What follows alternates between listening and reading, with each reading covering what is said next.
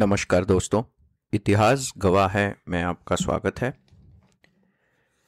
आज के एपिसोड में हम बात करेंगे फाइनेंशियल फेज ऑफ कॉलोनाइजेशन की, जिस पे हम पिछले 2 या 3 एपिसोड से थोड़ा थोड़ा चर्चा करते आ रहे हैं।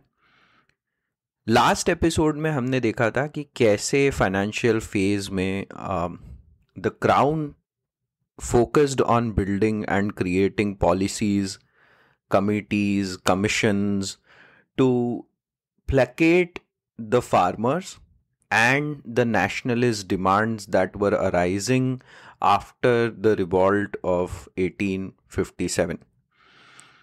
फार्मर्स के साथ परमानेंट सेटलमेंट, रेतवारी और महलवारी सिस्टम्स लाकर जो लैंड रेवेन्यू में एक सरासर मतलब it was daylight robbery that was happening through the revenue system, उसके अगेंस्ट बहुत आवाज़ें उठी। हमने देखा पिछले एपिसोड में कि किस तरीके के revolts started coming up and what was the response of the government. And then we talked about like some of the most deadly famines जिसके कारण से बहुत लोगों की जाने गई और जिसको एक तरीके से लिप सर्विस करने के लिए British government formed committees and made recommendations, but ऐसा ज़्यादा कुछ चेंज हुआ नहीं।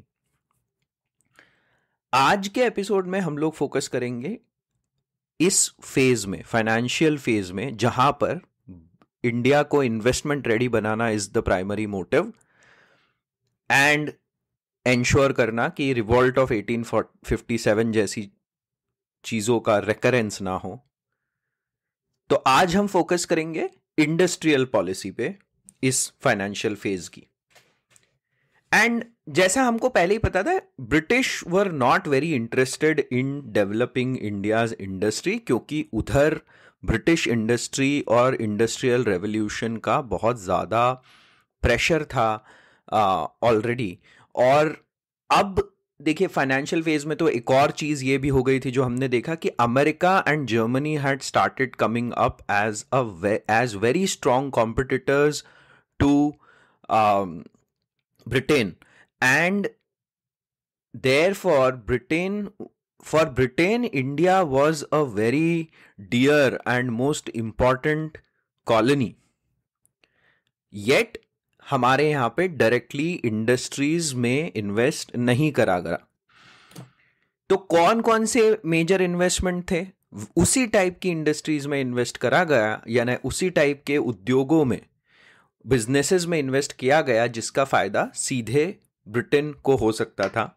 And some of them were tea and coffee estates. यहाँ पर इंग्लिश इन्वेस्टमेंट को बहुत ज़्यादा इनवाइट किया गया। Again T and coffee estate का बहुत सारा इन terms of raw material Britain जाता था, फिर वहाँ से फिनिश गुड्स बन के सब दूर दुनिया भर में भेजा जाता था, इंडिया भी भेजा जाता था। Railways, which was again because they wanted to develop transport and tie all the Deshi riyasats and the British occupied India together.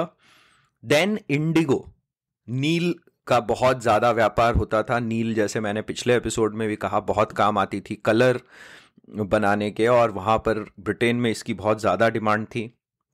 फिर टर्शरी जो चीज़ें होती हैं जैसे बैंकिंग हो गया, इंश्योरेंस हो गया, इन सब चीज़ों में भी बहुत ज़्यादा इन्वेस्टमेंट हुआ। शिपिंग कंपनी सेटअप करी गई सप्लाई चेन को बनाने के लिए। Export import bank was another example, again मैंने जैसे कहा बैंकिंग। और फिर मैनेजिंग एजेंसीज भी सेटअप करी गई, बट ये मोस्ट ऑफ द टाइम इनका फ्लेवर पूरा यूरोपियन और ब्रिटिश ही होता था और यही सब मैनेज कर रही होती थी। एक जो उद्योग और सेटअप किया गया था दैट वाज जूट उद्योग। एंड जूट और कॉटन थोड़ा सा एक स्पेसिफिक दो ऐसी इंडस्ट्रीज थी जिसमें Indians were also able to respond in terms of their own industries coming up, their own businesses coming up in jute and cotton. वो हम देखेंगे कि उसका एक रीजन क्या है थोड़ा आगे इसी एपिसोड में। And then there was cement, sugar, paper, glass, all of these different industries that came up. अब देखिए इसमें आप देखेंगे कि बहुत ही कम इन्वेस्टमेंट ऑन हैवी इंडस्ट्रीज किया गया है, which you know form in every country, they form the base of industrial progress, right. और उनमें बहुत कम इन्वेस्टमेंट किया गया है क्योंकि ये इंडस्ट्रीज ब्रिटेन में ही सेटअप हो रही थी. दूसरा, जो भी कुछ प्रॉफिट होता था इन सब बिजनेसेस से, they were always, the profit was always going to Britain in some form और the other. And then finally in business के एंट्री बैरियर्स बहुत हाई थे, राइट. लाइक यहाँ पर बहुत ज़्यादा एक जैसे बोलते हैं ना यूरोपियन बिजनेसमैन क्लब था ये, और इस बिजनेसमैन क्लब में इंडियन बिजनेसमैन के लिए ऐसी कोई खास एंट्री नहीं थी. तो ये तो हो गया British industry setup. British industries ने कैसे सेटअप किया. इंडियन इंडस्ट्री पे आते हैं. जैसा मैंने कहा था, कॉटन ने बहुत अच्छी मतलब जोरों की टक्कर दी, क्योंकि कॉटन का जो धंधा होता है वो एक लेबर इंटेंसिव बिजनेस होता है. And as the price of the labour, ये तो एक मेन रीजन था ना इंडिया में इंडस्ट्री सेटअप करने का. एक सबसे बड़ा दूसरा रीजन यही था ना कि लेबर इतना चीप था कि यहाँ से बनाए गए मटेरियल पे प्रॉफिट बहुत ज्यादा कमाना आसान था. तो इसीलिए कॉटन इंडस्ट्री में despite this such fierce competition from British and fierce and biased, है ना, loaded था coin in a way against us, against India. Cotton being an extremely labor intensive industry and labor being very cheap in India, इस कारण से India के cotton ने उस time भी ब्रिटिश कॉटन को भर के टक्कर दी वर्ल्ड मार्केट में. और इसी के लिए फिर वहां के इंडस्ट्रियलिस्ट ने एक और ये प्रेशर बनाया था कि 1881 और 1891 के फैक्ट्री एक्ट्स लाए गए थे. और उन फैक्ट्री एक्ट्स का एक सबसे बड़ा क्लॉज ये था कि भाई यहाँ के लोगों की सैलरी बढ़ाओ ताकि इनके यहाँ की कंडीशंस इंप्रूव हो सकें. बट आप समझ सकते हैं ना कि अगर यहाँ की सैलरीज बढ़ेंगी तो फिर कॉटन का price in the world market भी बढ़ेगा, and that will make British manufactured cotton more competitive, है ना. नहीं तो यहाँ के कॉटन का गुड्स का प्राइस कम होता था, इसलिए फिर कंपटीशन में वो लोग आगे निकल जाते थे, है ना.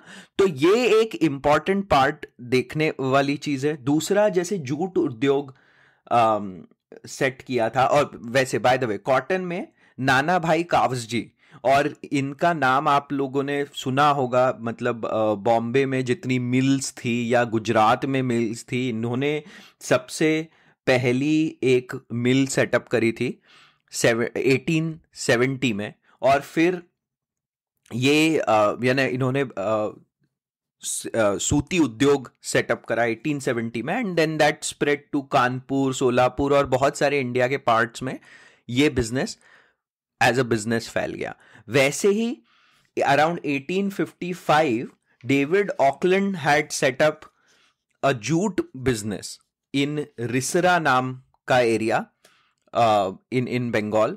एंड उनको देखा देखी फिर वहां पे जूट में बहुत ज्यादा प्रोग्रेस हुई. आगे चल के Ghanshyam Das Birla and all of them, Hukumchand and Ghanshyam Das Birla, they also set up a jute business, है ना. तो जूट बिजनेस में भी थोड़ा सा we saw progress. But apart from these two there was not much progress. इसमें भी क्या था कि आप देखेंगे कि द बैरियर्स वाज दैट हमारे यहाँ ट्रेंड लेबर की बहुत कमी थी. There was no trained labour force. ये हम बात कर रहे हैं अर्ली 1900s की, है ना, early part of 20th century, later part of 19th century.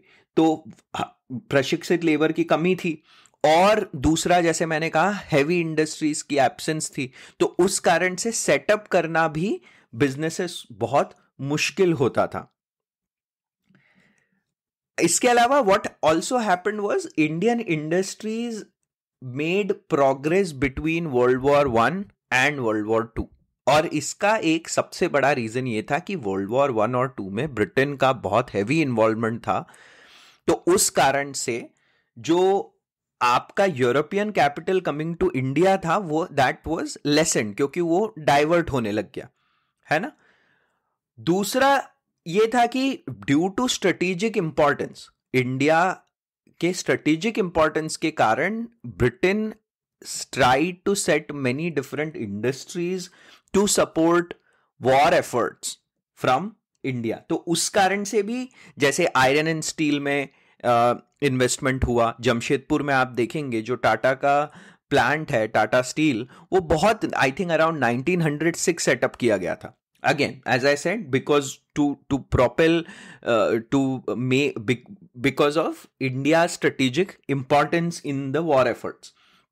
फिर मैच मेकिंग, माचिस बनाने के उद्योग को सेटअप करा गया, ग्लास मेकिंग, पेपर, सीमेंट, इस टाइप की चीजों को वर्ल्ड वॉर 1 और 2 के बीच में these type of industries were setup. Also the other bit was the great depression also played a big role, क्योंकि ग्रेट डिप्रेशन के कारण से फिर से कैपिटल की वहां पर कमी हो गई थी, और इस कारण से इंडिया में इन्वेस्ट होने वाले कैपिटल में थोड़ा सा it lessened it and also because of that Indian material का थोड़ा डिमांड उससे भी ज्यादा हाई हुआ ड्यू टू ग्रेट डिप्रेशन। सो इन सब कारणों के कारण थोड़ा सा सपोर्ट मिला, है ना। और 1921 में जैसे एक फाइनेंस कमीशन सेटअप करा था, उसमें ये रिकमेंडेशंस दी गई थी कि ये like glass, paper, cement, match making, iron and steel industries पे और थोड़ा सा फोकस होना चाहिए। बट इसमें भी क्या प्रॉब्लम था कि कुछ ही बड़े घराने और कुछ ही पार्ट्स ऑफ इंडिया में ये सेटअप हो। देखिए, ये फिर से ये समझने की जरूरत है कि when the intention is not to industrialise, then development will happen in parts and not in a uniform way across the country। ऐसा तो नहीं था ना कि ब्रिटेन में भी सिमिलर सिचुएशंस हो रही थी, ऐसा नहीं था, क्योंकि वहां इंटेंशन ही डेवलप करने का था, है ना। तो ये हमको समझना बहुत जरूरी है। और दूसरा ये समझना है कि इंडिया का एक सबसे बड़ा हैंडीकैप ये हुआ because of this intention of not developing Indian industry was primary, as a primary कच्चा माल का सप्लायर हम बहुत, मतलब प्राइमरी इंडस्ट्री जो कहते हैं वो आगे बढ़ी। टर्शरी मतलब रेलवेज, कम्युनिकेशन, ट्रांसपोर्ट, ये सब अच्छा हुआ, इंश्योरेंस, बैंकिंग। पर बीच में जो सेकेंडरी वाला पार्ट है वो हमारा एक, जैसे बोलते हैं ना कि we remained handicapped in that area, और उसका हमें फिर बाद में बहुत भुगतान करना पड़ा, है ना। Later years, even when we got independent, politically independent, economic independence लाने में इन सभी इंडस्ट्री और हैवी इंडस्ट्रीज का हाथ होता है, but they were underdeveloped, so we paid for it even after independence. तो ये समझना हमको बहुत जरूरी है कि जो कुछ भी दिख रहा है उसका कोई मदर नेशन को फेवर करने वाला रीजन है, उसके बिना ये काम नहीं होगा, है ना। तो और फिर दूसरा क्या था कि India was a part of British empire and their economic empire was, जैसे मैंने कहा, बहुत कुछ उसके फाउंडेशन में इंडिया के रिसोर्सेज थे। इसका मतलब क्या हुआ कि एक तो ट्रेड हो रहा है ब्रिटेन और इंडिया के बीच में, जहां पर ये बैलेंस ऑफ पेमेंट को इस तरह से रेवेन्यू कलेक्ट करके बहुत सारे टैक्सेस लगा के वसूल किया जा रहा है। तो इंडिया ब्रिटेन का तो चलो समझ में आता है। इंडिया का जो वर्ल्ड के साथ ट्रेड हो रहा था उसको भी ब्रिटेन ने पॉजिटिव रखने की कोशिश करी। क्यों? क्योंकि ब्रिटेन का जो वर्ल्ड के साथ ट्रेड हो रहा था, है ना, दोनों का आपस में अलग अलग इंडिविजुअल लेवल पे हो रहा है। इंडिया भी ट्रेड कर रहा है ना, दूसरी कंट्रीज के साथ भी तो कर रहा होगा, और सिमिलरली ब्रिटेन भी कर रहा है। तो ब्रिटेन का जो ट्रेड डेफिसिट होता था by when they used to trade with let's say America and Germany, वहां तो ऐसा नहीं था कि वहां के रेवेन्यू लेकर उन्हीं को ही पे कर दे। उनको ऐसा बेवकूफ बनाना आसान नहीं था, क्योंकि हम तो कॉलोनी थे, तो हमारे साथ ये किया जा सकता था, बट उनके साथ नहीं पॉसिबल था। तो उनको तो एक्चुअली वापस में रिटर्न में कुछ देना होता था। तो वो जो रकम है या जो कुछ भी अमाउंट है वो इंडिया के ट्रेड के कारण जो इतना मुनाफा होता था उसमें से दे दिया जाता था। पहली बात तो ये। बाकी अगर मान लीजिए नहीं दे पाते थे तो इंडिया से इतना रॉ मटेरियल बाहर भेजा जाता था ताकि वो बाकी बची कुची मतलब बचे कुचे जो देनदारी है, दे हैव टू पे back to America and Germany, it was paid in terms by supplying huge amounts of raw material to these countries, है ना. तो आप फिर समझ रहे हैं कि कैसे this kind of policy also further accelerated that we remain only good in primary and tertiary, है ना, कि आप रॉ मटेरियल्स खूब बना रहे हैं प्लस आप ट्रांसपोर्ट एंड कम्युनिकेशन को बहुत अच्छा कर दे रहे हैं, बीच में कुछ भी नहीं है, सेकेंडरी इंडस्ट्री को ऐसा का ऐसा ही छोड़ देते हैं because it is not in the favour of the mother nation of the colony. और इसलिए आप देखेंगे despite falling back in the race behind America and Germany, second world war तक ब्रिटेन एक वर्ल्ड की टॉप इकोनॉमी बना रहा. क्यों? क्योंकि इंडिया था साथ में. जैसे ही सेकेंड वर्ल्ड वॉर खत्म हुआ, America and Germany raised ahead immediately, went ahead of Britain, क्योंकि इंडिया ब्रिटेन के एम्पायर से निकल चुका था. तो ये समझना बहुत जरूरी है कि कितना ज्यादा इंपॉर्टेंट था. कहते हैं ना कि हम उनके क्राउन का सबसे मतलब हम उनका सबसे अहम हिस्सा थे और ये इसीलिए ही थे. Strategic important, geopolitical important, economic importance बहुत ज्यादा थी ब्रिटेन के मामलों में इंडिया की. तो ये तो हुआ इंडस्ट्री का थोड़ा सा एक analysis on how it work during the financial phase. और अब इसके बाद एक आइडिया था जो हम बार बार हर फेज में हमने डिस्कस करा कि ड्रेन ऑफ वेल्थ कैसे हो रहा था, कैसे यहां से मनी उधर जा रहा था, and what was the method in financial phase. Financial phase में कैसे ड्रेन हो रहा था ये समझते हैं. मतलब देखिए, ड्रेन का मतलब ये है कि इसको मतलब फॉर्मली एक अच्छा अरेंजमेंट, ऐसा पॉलिश करके एक अच्छा अरेंजमेंट दिखाना कैसे किया फाइनेंशियल फेज में, ये समझते हैं. तो उसमें क्या होता था, सेक्रेटरी ऑफ स्टेट जो हमने बताया, पॉलिटिकल चेंजेस करे थे, याद है. तो पॉलिटिकल चेंजेस में जो सेक्रेटरी ऑफ स्टेट अपॉइंट हुआ था, he would issue council bills. वो काउंसिल बिल इशू करते थे उन व्यापारियों के लिए जो इंडिया के साथ ट्रेडिंग में इन्वॉल्व होते थे, है ना. तो those businessman would purchase this council bill by paying the money in pound to the secretary of state.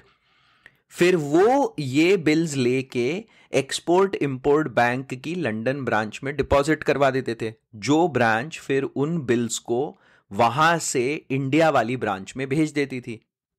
Now they would purchase, all the traders would purchase the goods from India against these bills, है ना. ये council bill के basis पे वहां से goods purchase करते थे और फिर ये council bill bank Indian revenue account को भेज देती थी. अब इंडियन रेवेन्यू अकाउंट में पैसा कहां से आ रहा था? 52% of Indian revenue account was comprised of land revenue collected from the farmers across the India, across the country.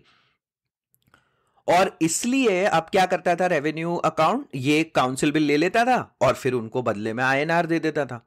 तो बताइए, इसमें गुड्स भी हमारा ही गया, आईएनआर भी हमारा ही गया, उधर उनको पाउंड मिल ही गया है पहले ही, है ना. तो फायदा. और फिर क्या होता था, ये जो ट्रेडर्स होते थे इनका मोस्ट ऑफ द फायदा ये लोग लंदन की बैंक्स में जाकर पाउंड्स में जमा करवाते थे. और वो कैसे जमा करवाते थे, यही काउंसिल बिल बैंक से लेकर अपने लिए अपने मुनाफे को काउंसिल बिल में कन्वर्ट करके लंदन ब्रांच भिजवा देते थे और फिर वहां से लंदन में पाउंड में ले लेते थे, है ना. तो ये सारा ऐसा एक चक्कर सेटअप कर दिया गया था ताकि ये काउंसिल बिल हमारे पास आते रहे और पैसा जाते रहे. ईयर ऑन ईयर अराउंड 1907 का जो एस्टिमेट है, 17 million pounds used to go to Britain and they were called as home charges, है ना. ये होम चार्जेस का मतलब ये है कि भाई हम इंडिया को मॉडर्न बना रहे हैं और उस मॉडर्न बनाने के हमको ये चार्जेस हैं, है ना. तो उसके अंतर्गत ये सब कुछ हो रहा था और इसको बहुत ज्यादा एक्सपोज भी किया गया. दादा भाई नौरोजी एंड आरसी दत्त जैसे मॉडरेट नेशनलिस्ट राइटर्स ने इसको बहुत ज्यादा एक्सपोज किया. एंड दादा भाई नौरोजी ने poverty and un British rule in India में इसका बहुत ज्यादा मतलब चिट्ठा खोला. पर इसमें एक प्रॉब्लम था. प्रॉब्लम ये था कि दादा भाई नौरोजी कह रहे थे कि देखो यार, ये जो उन्होंने क्या लिखा, poverty and un British rule in India लिखा है ना। तो ये अन ब्रिटिश रूल का मतलब क्या है कि भाई ब्रिटिश जो कर रहे हैं वो तो सही है, मतलब जो ब्रिटिश इंग्लैंड में बैठे हैं वो तो सब सही काम कर रहे हैं। अरे ये तो इंडिया में बहुत करप्ट ऑफिसर्स हैं ब्रिटिश सेटअप में, जिनके कारण, सो मतलब ये बोलते हैं ना कि there are a few bad apples, ऐसा दादा भाई नौरोजी ने कहने की कोशिश करी, पर ऐसा नहीं था। ये पूरा सिस्टम इन्वॉल्व था और डिजाइंड ही ऐसा था, बस दादा भाई नौरोजी ने इस तरीके से उसको देखा। हाउएवर, हमने जैसे क्या कहा, हिस्ट्री में हमको पढ़ने का मतलब ये क्या है कि हम हर व्यू में क्या अच्छा है और क्या बुरा है ये देखने की कोशिश करेंगे। तो अच्छा क्या था कि that he exposed that this kind of drain of wealth was happening in the form of home charges, और वो एक्सपोज उन्होंने किया। पर उन्होंने क्या कहा, ये यहां के इंडियन ऑफिसर्स कुछ करप्ट लोग हैं जिनके कारण ऐसा हो रहा है ना। बाद में चल के और जो आपके जो कैम्ब्रिज स्कूल ऑफ हिस्टोरियोग्राफर्स हैं, उन्होंने तो साफ साफ डिनाई ही कर दिया। उन्होंने कह दिया कि अरे भाई, हम इंडिया को इतना डेवलप कर रहे थे, कॉलोनीज को इतना अच्छा बना रहे थे, और उस कारण से तो ये मतलब हमको तो दीज वर लाइक ऐसा, हाँ लेजिट कि चलता ही है ये तो। और फिर बाद में न्यू कैम्ब्रिज वालों ने आकर क्या दिखाया कि हाँ नहीं नहीं, मतलब वो बोले हो तो रहा था drain of wealth, but very small percentage was the total contribution. But ऐसा फिर से जैसे हम देखते हैं, एक्चुअली ऐसा नहीं था। बहुत बड़ा कंट्रीब्यूशन में ड्रेन ऑफ वेल्थ हो रहा था, पूरा पार्ट नहीं जा रहा था, right. That you have to understand कि ऐसा नहीं था कि पूरा 100% of Indian, but a substantial amount was going out of the country and that has to be definitely acknowledged.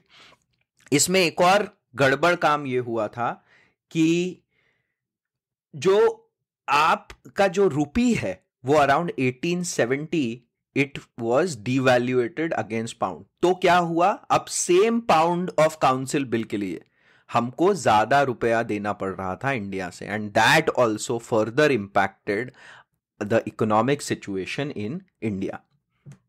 और इसमें साफ साफ बात है, right, like there were many different things that could have been done differently. For example, आप like British could have set irrigation instead of railways first, right? Irrigation and technology in farming would have really helped us form a strong base, a strong farming base which could have pushed our industries. वैसे ही जैसे मैंने दूसरी बात कही कि Indianisation of civil services भी एक बहुत बड़ा ऑप्शन था, और इसका रीजन ये है कि इंडियन सिविल सर्वेंट्स उस टाइम पे, जो कि मोस्टली टॉप लेवल पे ब्रिटिश होते थे, it was one of the highest paid jobs in the world, and a lot of their payments and profits they would send back to London in the form of council bills, thus contributing to the drain, है ना। तो व्यापारी भी कर रहे थे,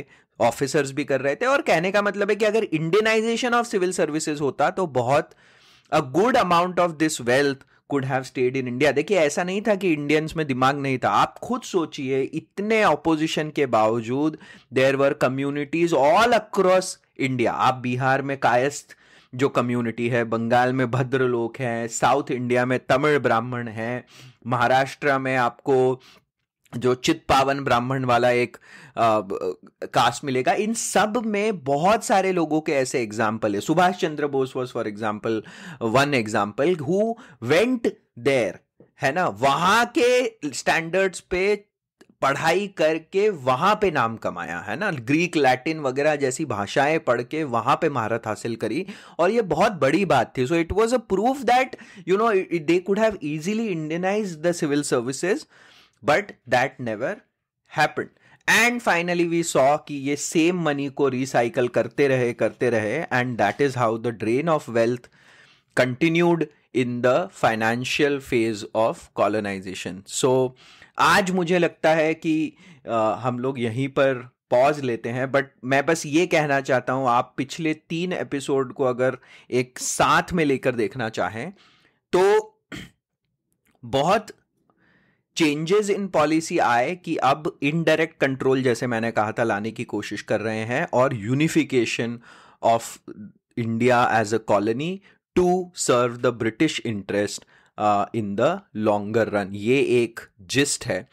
और बहुत ज़्यादा इसमें हमने देखा farmers, industries, drain of wealth, ये सारे you know the bad side of that policy making, इसका एक इम्पैक्ट पड़ा। और फिर ये भी देखना चाहिए कि सब तरीके से, इन terms of thought, in terms of philosophy, in terms of जो कुछ भी था, इसी एक गोल को, कि इंडिया को more and more British India, how can India be service to British goals was the main focus.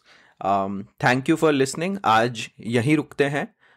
Until next time, bye bye.